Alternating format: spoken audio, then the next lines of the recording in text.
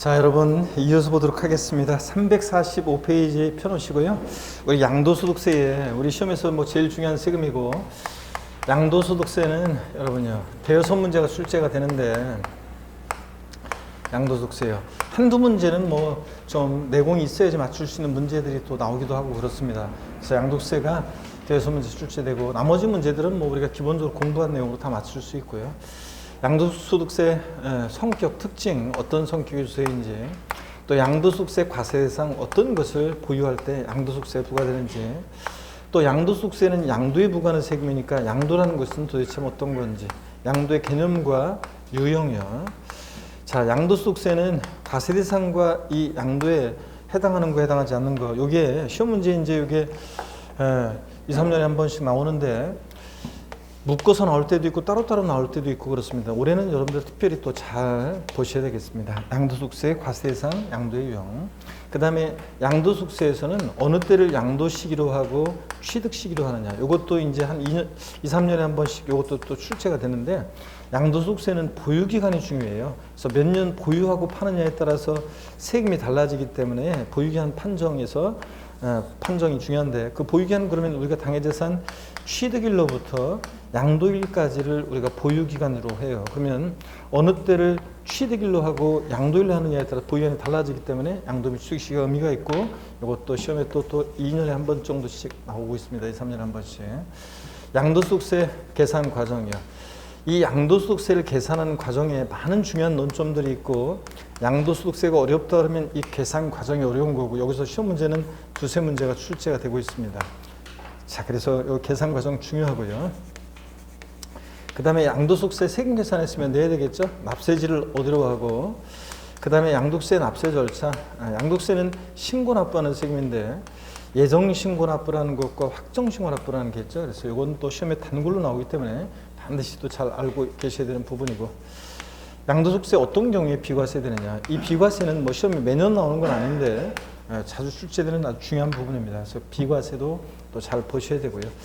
다만 최근에는 이 양도세 비과세 부분이 너무 또 복잡하게 바뀌고 막 그래가지고, 너무 복잡하고 특히 일시적 2주택 같은 것들 너무 복잡하게 바뀐 것들은 출제하기가 애매해가지고, 출제하기가 애매해서 아마 그런 것들은 또 오히려 또 그 실무에서는 중요하지만 시험에서는 또 오히려 안 나올 가능성도 있고, 또 어떻든 간에 개정 내용도 있고, 그래서 이 비과세 관한 것은 제가 5월 달에 하여튼 그 요약집 할 때 자세히 제가 설명을, 핵심 요약할 때 비과세를 중점적으로 제가 설명을 또 드리겠습니다.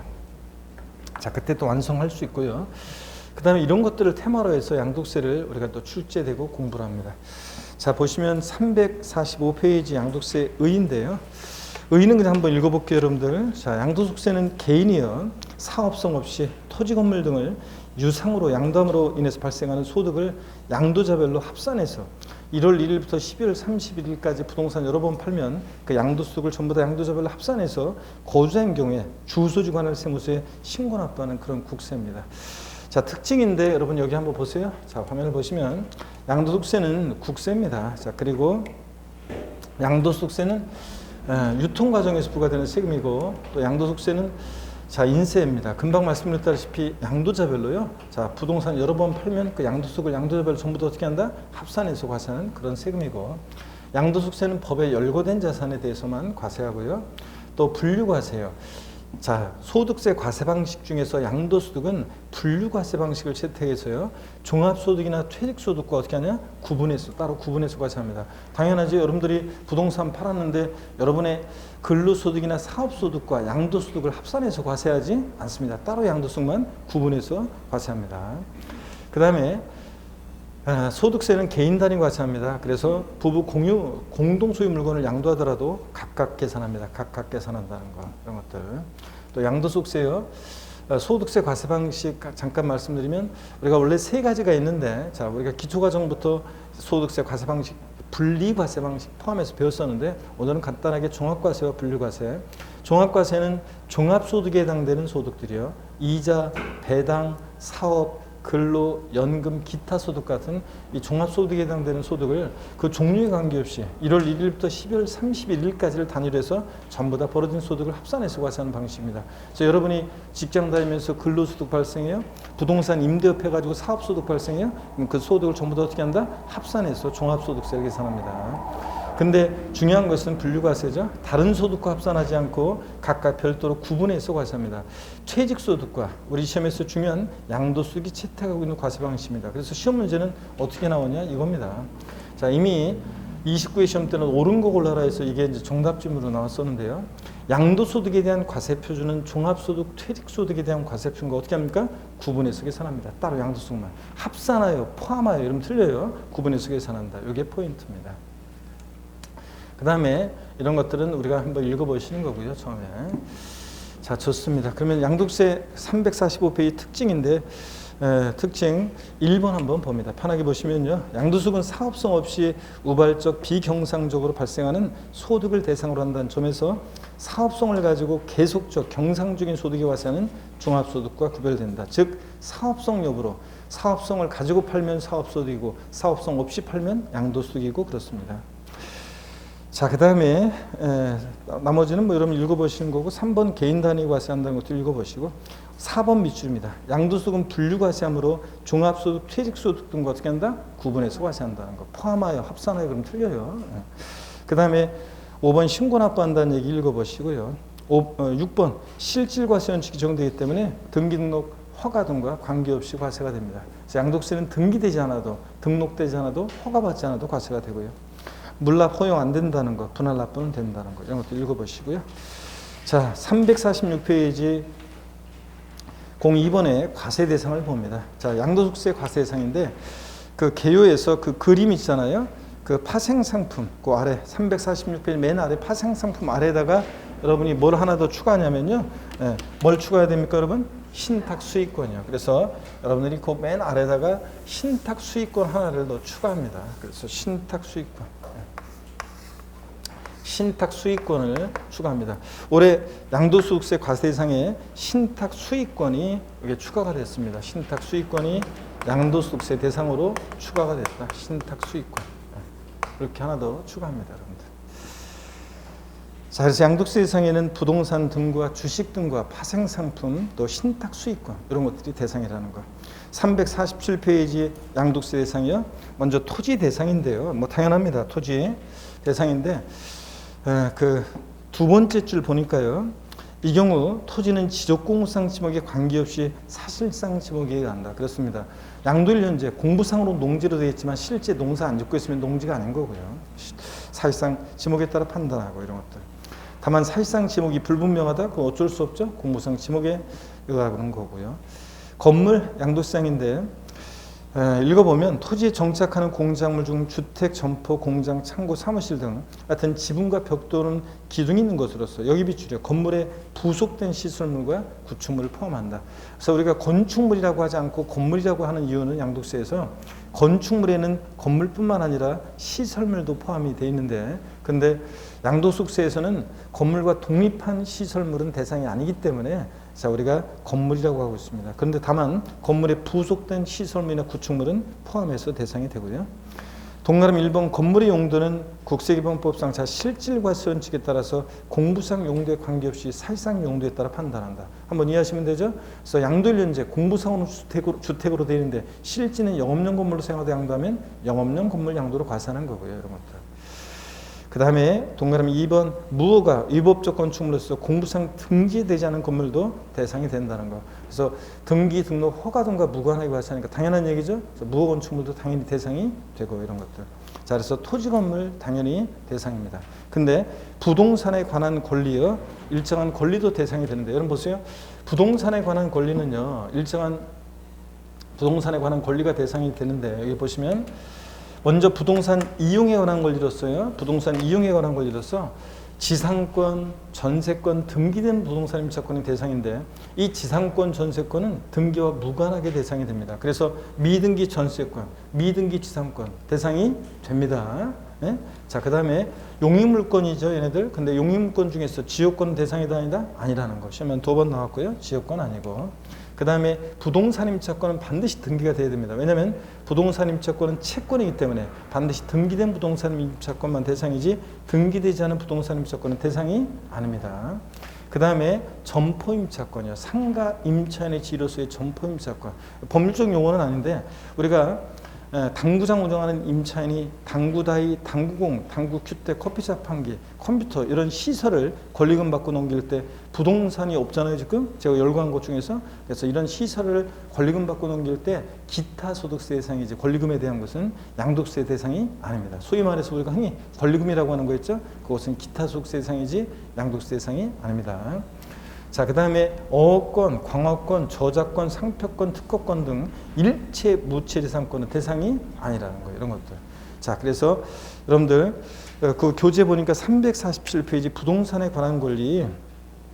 부동산에 관한 권리는 타인의 부동산을 이용할 수 있는 권리와 부동산을 취득할 수 있는 권리로 구별되는데 이용할 수 있는 권리로서 지상권, 의원을 읽어보시는 거고 과세방법에서 니은번 과세방법에서 세 번째 줄 소득세법에서는 실질과세원칙에 의하여 등기 등록에 관계없이 사실상 양도되는 경우에 대상이 된다. 밑줄을. 그죠? 그래서 미등기 지상권도 대상이 됩니다. 전세권 넘어갑니다. 348페이지 전세권에서 과세방법 맨 꼭대기 과세방법에서 니은번에서 세 번째 줄 또 체크죠. 소득세법에서는 실질과세원칙에 의하여 등기 등록에 관계없이 사실상 양도되는 경우 대상이 된다. 밑줄이요. 그래서 지상권 전세권은 등기와 무관하게 대상이 됩니다. 그 다음에 부동산 임차권 과세방법이요. 지상권 전세권과 달리 부동산 임차권은 채권이므로 밑줄이죠. 등기된 부동산 임차권에 한해서 과세한다는 것. 미등기 부동산 임차권은 대상이 아닙니다. 그 다음에 양가로 2번 부동산을 취득할 수 있는 권리도 대상인데 여러분 보세요. 여기 화면을 보시면 이 부동산을 취득할 수 있는 권리는 말 그대로 이 권리를 갖고 있으면 부동산을 취득할 수 있게 되는 권리인데 자 보세요. 건물이 완성되는 때 건물과 이에 딸린 토지를 취득할 수 있는 권리. 시험에서는 이렇게 그냥 나오기도 하고 이 예가 나오기도 하는데 아파트 당첨권이라든가 조합원 입주권이라든가 주택 분양권 같은 것들이요. 이거 갖고 있으면 나중에 본계약 체결해서 아파트 완공되면 건물과 그에 딸린 토지를 취득할 수 있게 되죠. 그래서 부동산을 취득할 수 있는 권리로서 대상이 됩니다. 거기에 대해서 여러분들이 밑줄을 그으셔야죠. 그래서 동그라미 부동산 양가로 2번 부동산을 취득할 수 있는 권리에서 동그라미 1번 밑줄이요. 건물이 완성되는 때 그 건물과 이에 딸린 토지를 취득할 수 있는 권리, 아파트 당첨권, 분양권 이런 것들. 또 발행 기간은 중요하지 않고요. 동그라미 2번에서 끝에 토지 상환채권 밑줄, 주택 상환 사채 밑줄이요. 이런 것들은 갖고 있으면 토지로 주택으로 바꿔줘요. 그러니까 부동산을 취득할 수 있는 권리로서 대상이 됩니다. 그 다음에 동그라미 3번도 밑줄입니다. 다시 하면 어떤 것들이에요? 부동산 매매 계약을 체결한 자가 계약금만 지급한 상태에서 양도하는 권리, 이것도 대상인데 어떤 주부수강생이 시동생 명의로요 아파트 분양계약을 체결했어요. 근데 잔금 치르기 전인데요 애들 아빠 명의로 명의를 좀 바꾸려고 그래요. 어떤 세금이 문제되나요?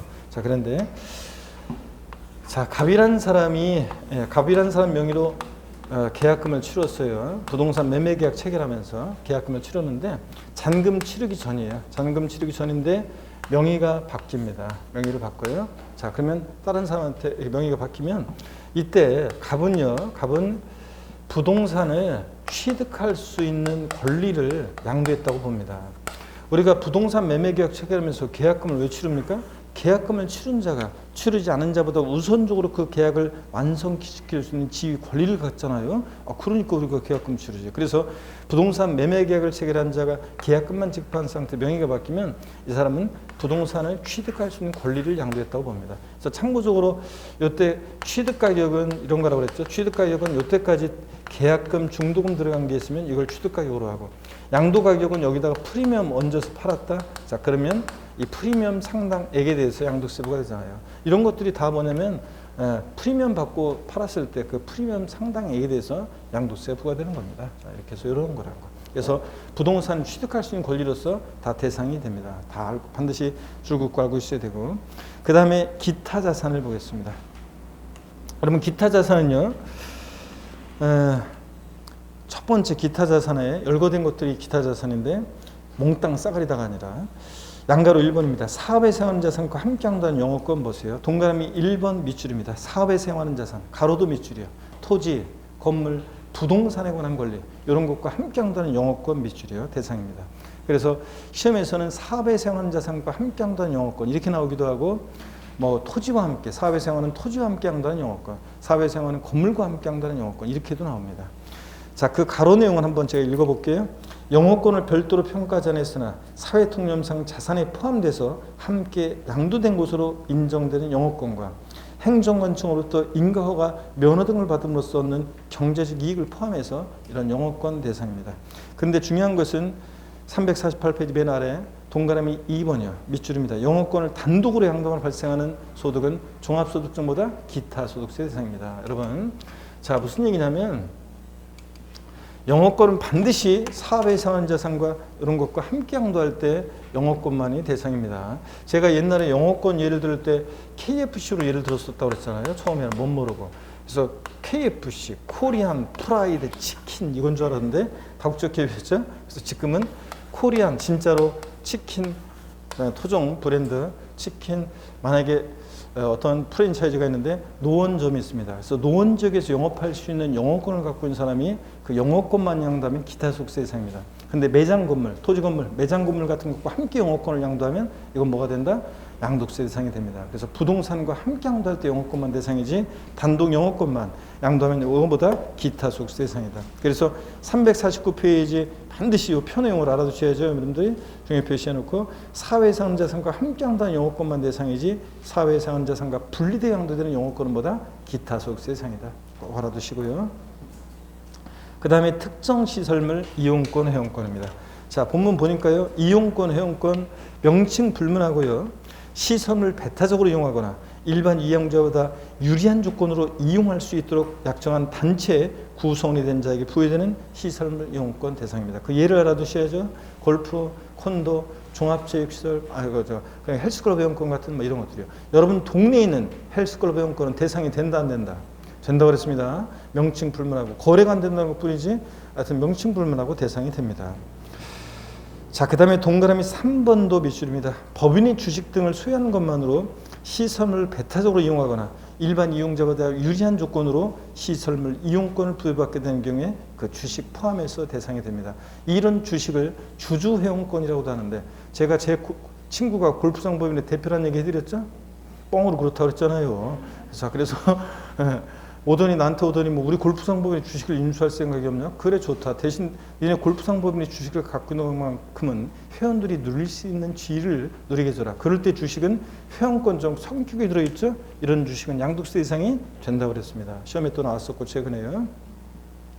그 다음에 양가로 3번 특정 법인의 주식, 양가로 4번 특수업종 영위하는 부동산 과다보유 법인의 주식이 나오는데 요거 자세한 요건이 시험에 나온 적도 없고 나올 가능성도 극히 낮습니다. 그냥 이거는 여러분들이 그냥 이런 거 있다는 것만 아시면 돼요. 그래서 우리가 특정 법인 주식 요건을 외웠었잖아요. 50, 50, 3년 내 50, 80%, 아니 이거 50, 50, 3년 내 50, 80% 단 한 주. 이거 해당되는 이런 요건에 해당되는 주식이 대상이다. 그래서 거기 특정 법인 주식 자산 요건이 나오는데 이 법인의 전체 자산 총가액 중에서 부동산 등이 차지하는 비율이 몇 프로요? 50%를 넘습니다. 50%의 동그라미. 주주 1인과 과점주주의 주식 보유 요건을 보세요. 주주 1인과 그와 친족관계 등 특수관계자의 주식이 전체에서 몇 프로요? 50%를 넘어요. 50%의 동그라미. 그 다음에 양도 요건. 자, 여러 번에 걸쳐서 양도할 때 그 두 번째 줄 중간에 끝에 보니까 3년 내 그리고 그 아래줄 100분의 50. 자, 동그라미요. 그래서 3년 내에 50% 이상 양도될 때 그 주식은 또 대상이 됩니다. 그래서 특정 법인 주식 50, 50, 3년 내 50 이렇게. 양가로 4번 특수업종 영위하는 부동산 과다 보유 법인의 주식인데 얼마나 부동산 과다하게 보유하고 있냐? 자산 요건. 이 법인의 전체 자산 총가액 중에서 부동산 등이 차지한 비율이 100분의 80 밑줄이요. 동그라미요. 80%를 넘어요. 또 넘어가시면 이런 법인은 어떤 업종의 법인이냐? 특수업종이라는 게 읽어보시면 뭐 골프장, 스키장, 휴양 콘도 같은 거 영위하는 법인이에요. 이런 법인은 뭐 법인의 자산에서 부동산 빼면 뭐 있겠어요? 그러니까 이런 업종을 영위하는 법인인데 양도 요건 한 주만 양도해도 대상이 된다. 한 주 동그라미요. 그래서 50, 50, 3년 내의 80% 다난주에 해당되는 이런 주식은 기타 자산으로서 대상이 된다. 여러분들이 숫자 바꿔서 나오는 건 아니니까 이런 게 기타 자산으로서 양도세상이 된다는 것만 알고 지나가시면 돼요. 가볍게. 중요한 것은 양가로 5번 이주권이요. 별표시합니다. 작년에 추가된 건데 이 이주권이 작년에 추가된 건데요. 시험에 나올 것 같은데 안 나왔어요. 자, 그러면 올해는 과세상에서 문제가 나오면 이건 이제 나온다고 생각하고 잘 보십니다. 이주권이라는 게 뭐냐? 개발지향구역에 그린벨트 있죠? 건축물로서 공익사업 시행에 따라서 철거되는 경우에 허가를 받아 이축하는 행위에 관한 권리를 우리가 이축권이라고 합니다. 건물을 옮겨줄 수 있는 권리예요. 자, 이 이축권은 반드시 여러분 보시면 부동산과 함께 양도할 때 이축권이 대상인 거지. 예? 이축권 가액만 별도로 평가해서 구분 신고할 때는 대상이 아닙니다. 기타 속세 대상입니다. 그래서 여러분 거기 교재에 다시 보세요. 여러분들 이축권 부동산과 밑줄이 함께 양도하는 그 아랫줄 중간에 이축할 수 있는 권리 밑줄이요. 자, 그래서 대상인데 다만 또 밑줄이요. 해당 이축권 가액을 별도로 평가해서 구분 신고할 때 이축권 가액만 따로 별도로 평가해서 구분 신고할 때마다 기타 소득세 대상이다. 별표 시에는 꼭 알아둡니다. 과세상에서 시험 문제 나오면 얘는 무조건 물어봅니다. 그 다음에 5번 주식 또는 출자 지분이요. 자, 주식 또는 출자 지분은 먼저 양가로 1번이요. 제목이요. 주권 상장 법인 주식 밑줄이요.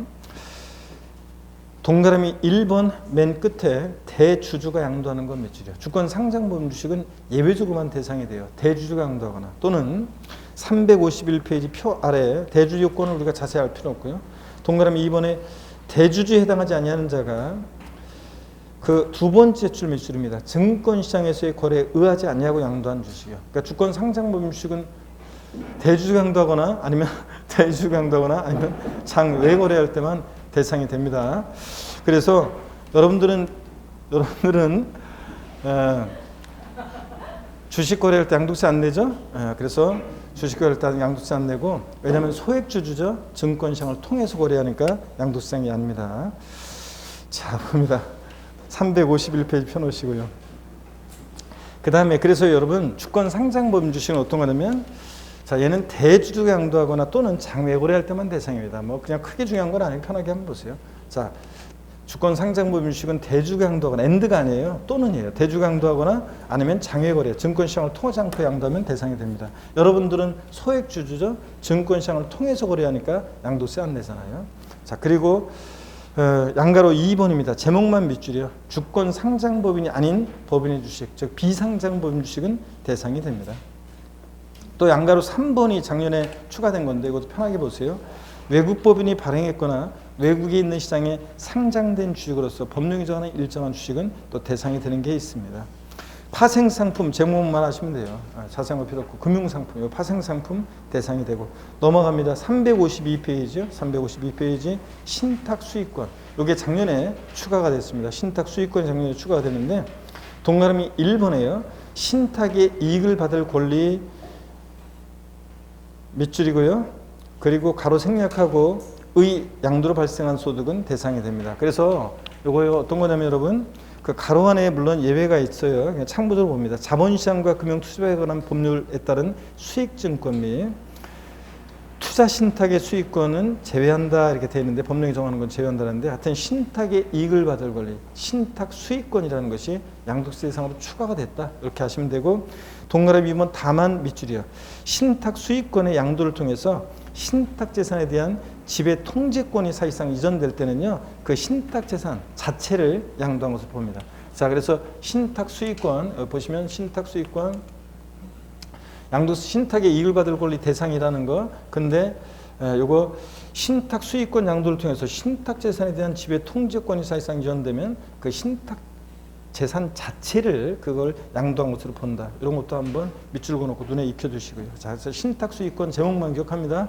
하여튼 양도세 대상으로 추가가 됐다. 그리고 다만 이렇게 신탁 재산 자체를 양도한 것으로 보는 경우도 있어요. 신탁 재산에 대한 지배 통제권까지 사실상 이전된다. 그럴 때는 그래서 한번 보시고 표 있잖아요. 양도세 대상 이 표에다가 여러분이 별표시를 하시는데 특히 대상에서 제외되는 것들의 방점을 찍어야죠. 다 앞에서 제가 설명드린 건데요. 먼저 용인권 중에서 지역권 대상이다 아니다? 아닙니다. 그 다음에 미등기 부동산 임차권 아닙니다. 반드시 등기가 돼야지 부동산 임차권은. 또 저작권, 상표권, 출판권, 특허권 등 일체 무치상권 대상이 아닙니다.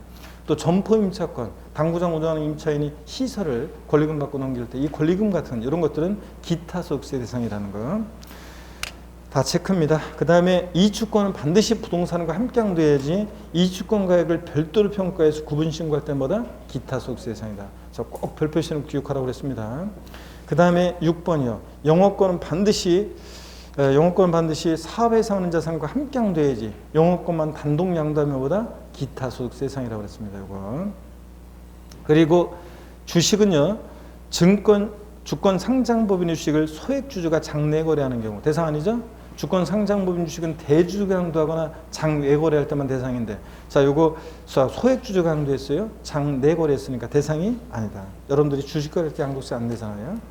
그 다음에 353페이지 파생상품 대상인데 제외되는 것을 한번 참고적으로 보시니까요. 이자소득과 배당소득에 따른 파생상품의 거래 또는 행위로부터 이익은 제외한다 되어 있는데 이게 무슨 얘기냐면 우리가 이자소득이나 배당소득을 갖고 있죠. 금융상품을 만들어요. 파생상품을. 그랬을 때는 이것은 이자소득세로 또 배당소득세로 즉 종합소득세에서 과세하기 때문에 양도소득세 대상이 아니라는 얘기입니다. 종합소득세가 과세되기 때문에. 그 다음에 신탁 수익권 대상이 되는데 수익증권 및 투자신탁의 수익권 등 법령이 정하는 수익권 중에서 제외되는 게 있다는 거 그냥 참고적으로 보시고요. 중요 기출문제 보겠습니다. 소득세법상 고조의 양도세 대상이 아닌 거 그랬습니다. 지상권, 전세권, 골프용권, 등기되지 않은 부동산 임차권, 사업에 해당하는 건물과 함께 한다는 영업권. 어떤 겁니까? 답이 들어야죠. 그렇죠? 부동산 임차권은 반드시 등기된 것만 대상이지 등기되지 않은 부동산 임차권 대상이 아닙니다. 자, 그 다음에 양도의 개념 및 형태입니다. 양도소득세에서 양도라는 것은 무엇이냐? 자, 요거는 또 여기를 보셔야죠. 별표지 당연히 과세 대상 2번 테마. 그 다음에 03번 양도 개념 및 형태. 자, 여러분들이 별표지 3개 하시고 잘 또 보십니다. 그럴 때, 갑자기 시가 나오네요. 제가 지난주에 갑자기 필 받아가지고 있죠. 밤에. 깊은 밤에 제가 새벽에, 요새 막 거의, 일할 게 많아가지고 한 거의 막 2시, 3시 막 이렇게 거의 잡니다. 뭐 질문 같은 거 답글 달고 막 등등 하다 보면 그렇게 사는데 갑자기 깊은 밤에 필 받아가지고 쓴 제 자작시입니다.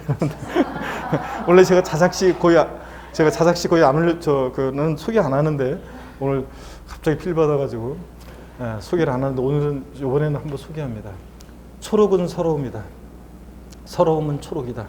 봄날에 사는 초록으로 물들어간다. 뻐국새는 그 산에서 서럽게 운다. 자, 이거 제 시입니다. 깊은 의미가 들어있어요. 제 마음이 들어있는. 자, 이런 식으로 한번 보겠습니다, 여러분들. 보시면, 자, 양도의 개념의 형태인데요. 어떤 건지 한번 봅니다. 누가 여러분한테 양도소득세, 양도가 뭐냐 물어보면, 자, 여러분, 뭐라고 대답하셔야 되느냐. 자, 고개 한번 드시고 스트레칭 한번 하고 또 본격적으로 볼까요? 뭐 운동부터 합니다, 여러분. 아이고, 참. 반대로 돌리시고 허리도 좌로 우로 돌립니다. 자, 기지개도 화끈하게 제끼시고 자, 좋습니다, 여러분들.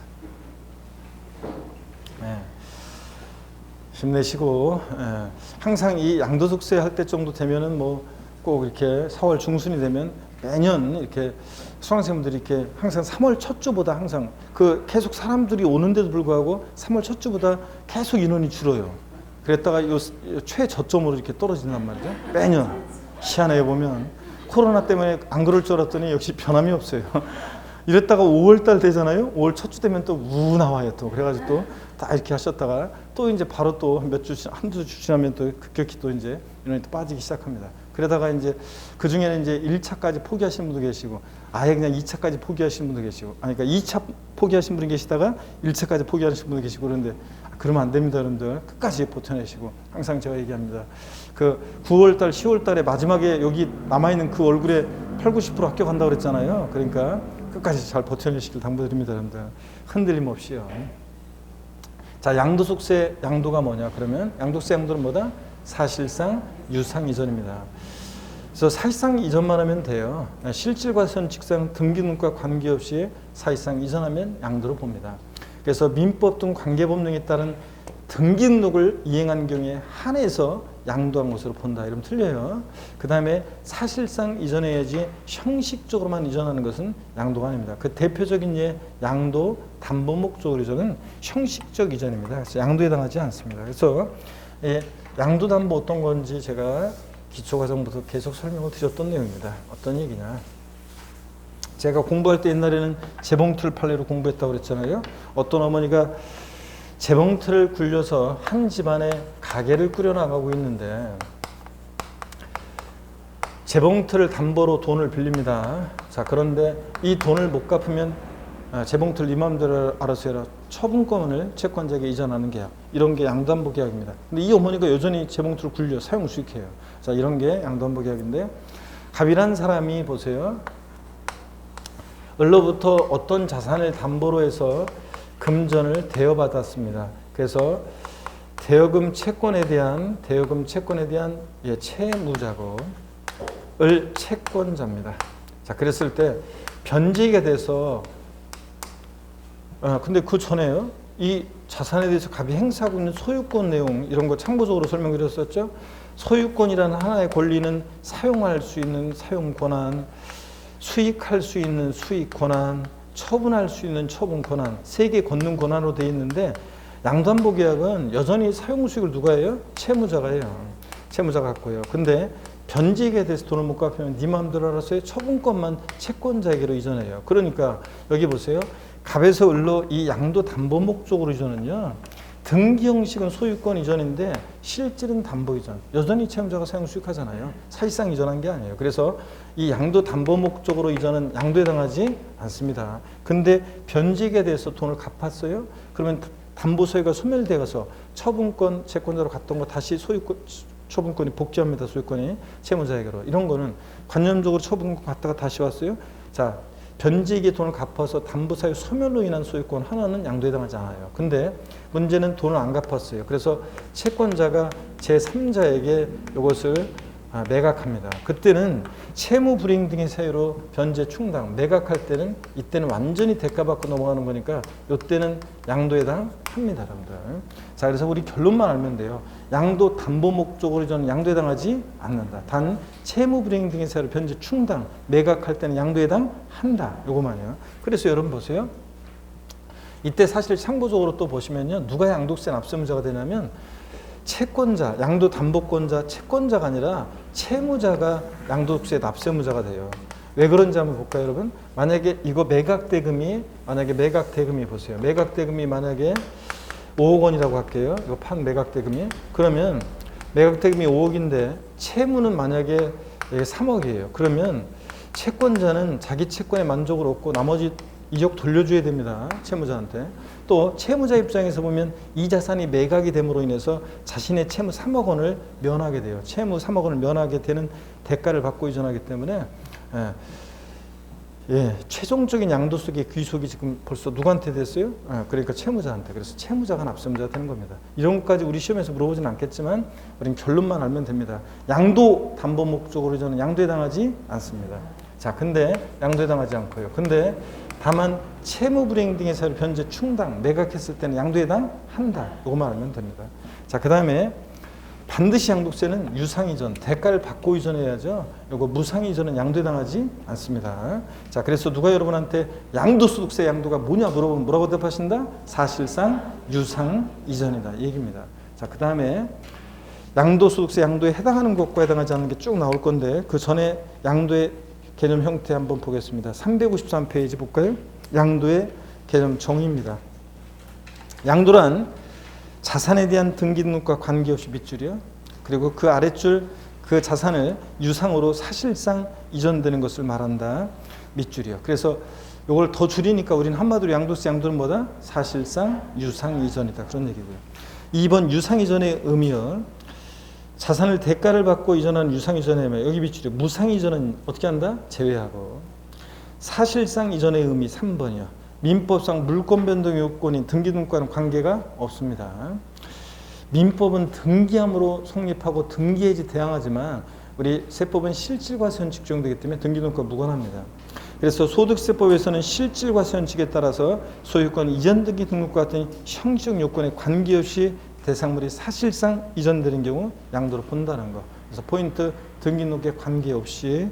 자, 그리고 등기 등록은 과세 조건을 하지 않는다는 것들, 이런 것들 체크하시고 보시고요. 넘어갑니다. 354페이지입니다. 양도의 형태. 그래서 양도세 양도에 해당하는 것과 해당하지 않는 것이 이제 쭉 나와요. 먼저 여러분 양도로 보는 경우, 자, 이해하신다면 섞여져 있을 때 골라낼 수 있어야 됩니다. 먼저 매도요. 이전하는 자 측면에서 봤을 때 매도 당연히 양도에 해당합니다. 거래대금 받고 이전하죠. 그러니까 양도에 해당하는 대표적인 유형입니다. 제목만 기억하시고요. 교환이요. 교환은 금전위의 재산권 서로 맞바꿀 때요. 갑 소유의 A 건물, 을 소유의 B 토지 서로 맞바꾸면 갑은 자신 소유의 A 건물을 이전하는데 을로부터 을 소유 토지를 받고 자신의 A 건물 이전. 그 다음에 을 입장에서 보면 자신의 B 토지를 이전하는데 갑의 A 건물을 받고 이전. 그러니까 다 대가를 받고 이전하죠. 그래서 거기 두 번째 줄 밑줄입니다. 양도세 대상 자산을 상호 교환하는 경우는 이를 각각 양도로 보아 쌍방 모두 양도세가 과세될 수 있다. 이게 특징입니다. 그 다음에 양도로 3번 법인의 현물 출자도 이해하신다면 제목만 기억하시면 되는데요. 1번 회사의 설립 또는 신주 발행 시에 금전위의 양도세 대상물을 법인의 현물로 제공하고 출자자가, 그리고 대가를 받아야 되는데 설립회사로부터 주식이나 출자 지분을 대가로 받고 이전하니까, 자, 법인의 현물 출자는 양도에 해당합니다. 주식이라는 대가를 받고 이전하니까요. 그 다음에 동그라미 2번입니다. 법인이 아닌 조합의 현물 출자 양도에 해당하지만 법인이 아닌 자기 개인 사업체, 1인 회사에 자기가 개인 사업체에 자기가 출자하는 것은 양도를 보지 않는다. 참고적으로 보시고요. 그 다음에 양도로 4번 대물변제입니다. 자, 대물변제는 여러분 보세요. 대물변제는 제가 좀 설명을 드릴게요. 여러분 봅니다. 대물변제는 제가 좀 설명을 드리겠습니다. 자, 보시면 대물변제는 우리가 대물변제는 물건으로 변제하는 건데 관하여 변제하느냐 가름하여 변제하느냐 민법 배우시는데 저희는 세법에서는 가름하여 변제입니다. 예를 들어서 갑이란 사람이 을한테 금전 2억 원을 대여했습니다. 돈을 빌려줬어요. 대여금 채권에 대한 채권자고 을은 채무자입니다. 변제기가 돼서 채무자가 돈을 갚아야 되는데 돈이 없어요. 그런데 마침 2억 상당의 부동산이 있습니다. 그러면 이 부동산을 자, 변제 가름하여 을이 갑한테 이전합니다. 소유권 이전해요. 그러면 양도세 대상 물건이 사실상 이전됐습니다. 을이 대가를 받아야 되는데 무슨 대가를 받습니까? 부동산을 변제 가름하여 소유권 이전함으로 2억 원 대여금 채무를 뭐 하게 됐어요? 면하게 됐잖아요. 채무를 면한 대가를 받고 이전하니까 대물변제 양도에 해당합니다. 지금 이 얘기는 이런 거예요. 금전적 채무에 가름해서 부동산 등을 이전하면 채무 면한 대가를 받고 이전했다고 해서 양도에 해당하고, 이혼할 때 다 이거 시험에 나왔던 것들입니다. 이혼의 위자료 지급에 가름해서 부동산 등을 이전한다.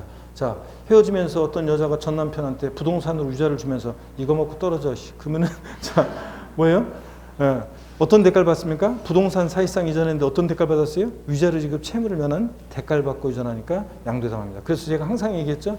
자, 이혼할 때 위자료를 줄 때는 금전으로 줘야지 양도소득세 대상 물건으로 위자료를 주면 위자료 주는 것만 해도 억울한데 뭐까지 내야 된다? 세금까지 내야 된다고 그랬습니다. 그 다음에 손해배상 민법 750조 소극적 손해로서 위자료 지급에 가름해서 부동산 등을 이전하면 역시 위자료 지급 채무를 면한 대가를 받고 이전하니까 양도에 해당합니다. 자, 그 다음에 조세 물납이요. 자, 세금을 부동산으로 물납해요. 그러면 부동산의 소유권이 저에서 납세자에서 지자체로 사실상 이전됩니다. 대가를 받는데 무슨 대가를 받아요? 부동산을 물납함으로 조세 채무를 면하게 되잖아요. 조세 채무를 면한 대가를 받고 이전합니다. 대물변제는 다 그런 거예요. 채무를 면한 대가를 받고 이전하는 이런 구조입니다. 자, 그래서 거기 교재 354페이지 양가로 써본 대물변제, 의는 민법에서 배우시는 거고 심화학습법입니다. 대물변제 유형입니다. 1번 대물변제로 소유권 이전 등기해 주는 경우, 즉 금전적 채무에 가름해서 부동산 이전했다, 양도에 해당하고.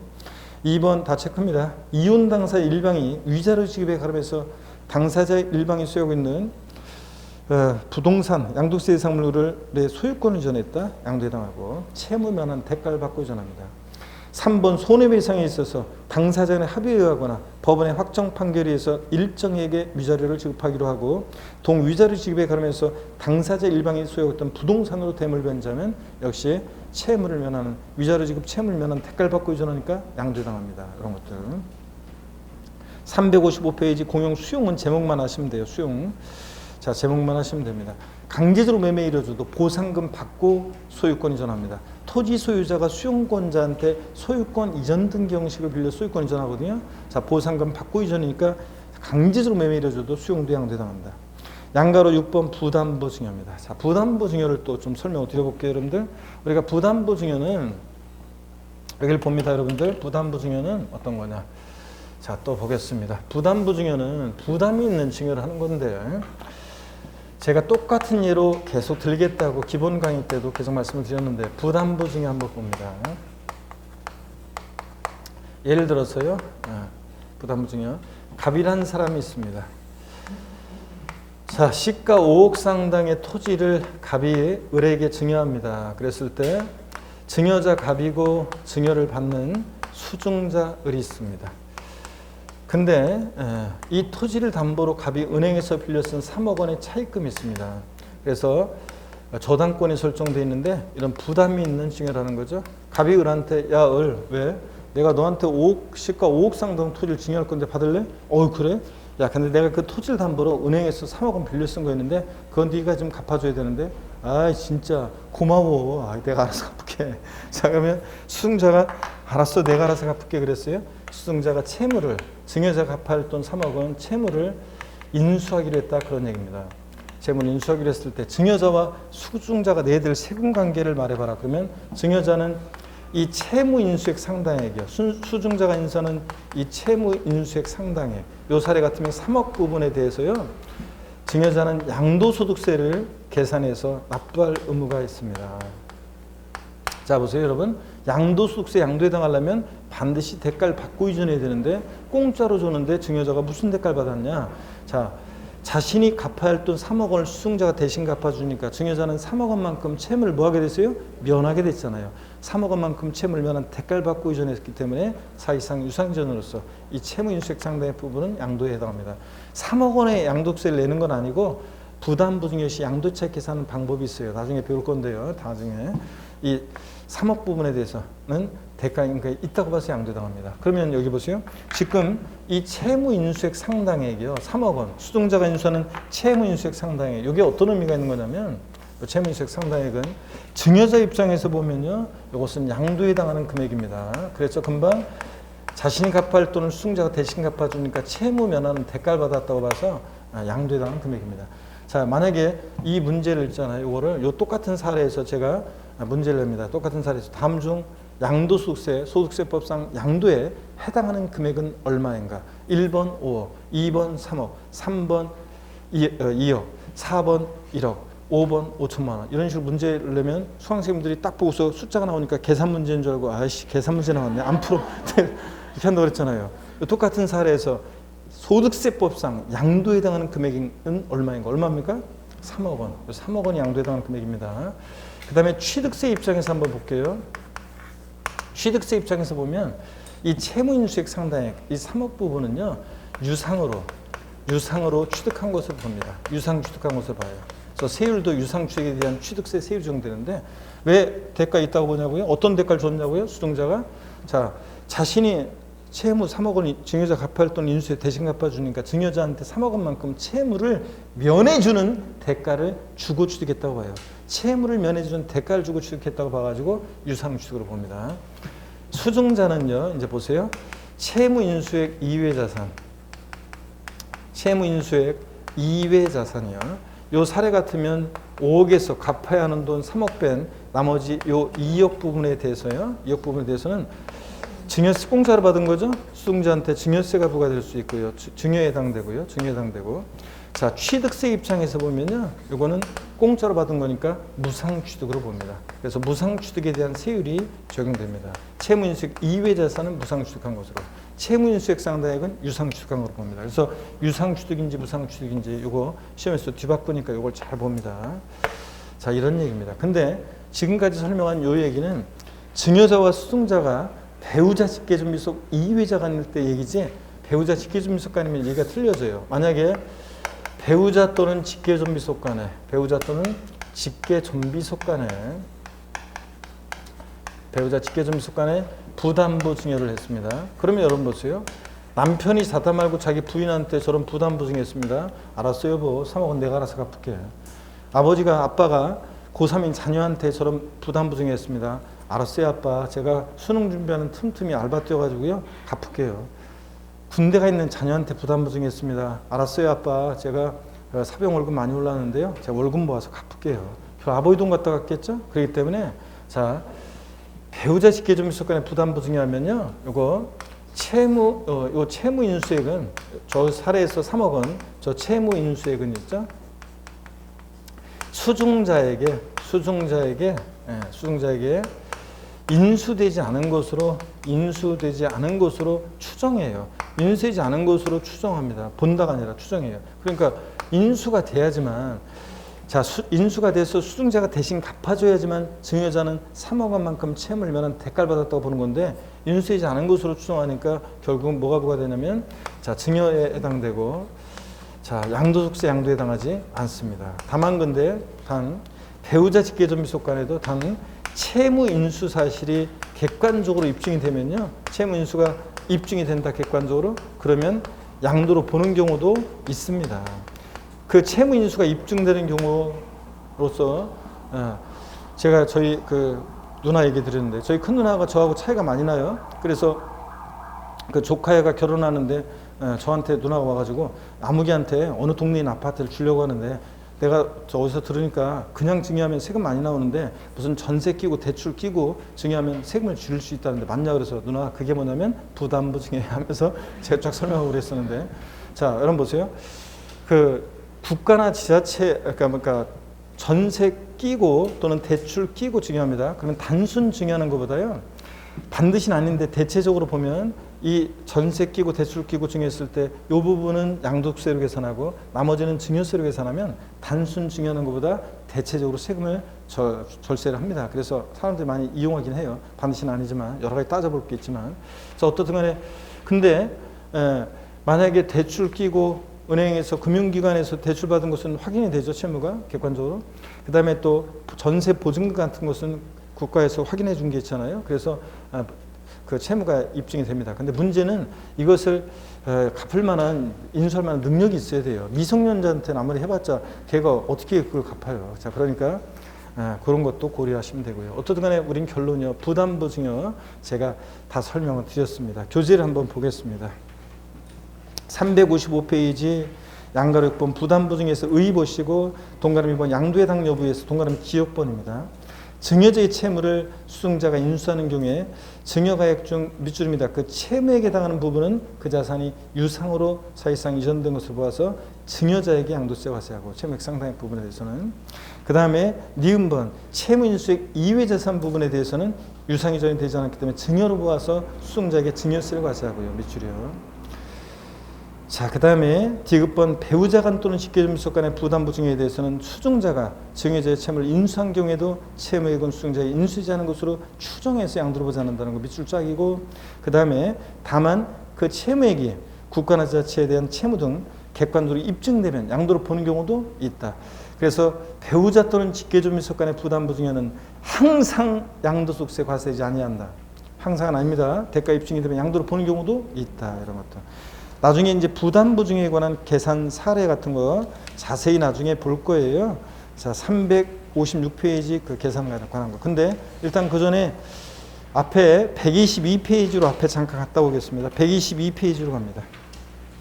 취득세에서도 납세무자에서 우리가 부담부 증여가 나왔었습니다. 122페이지입니다.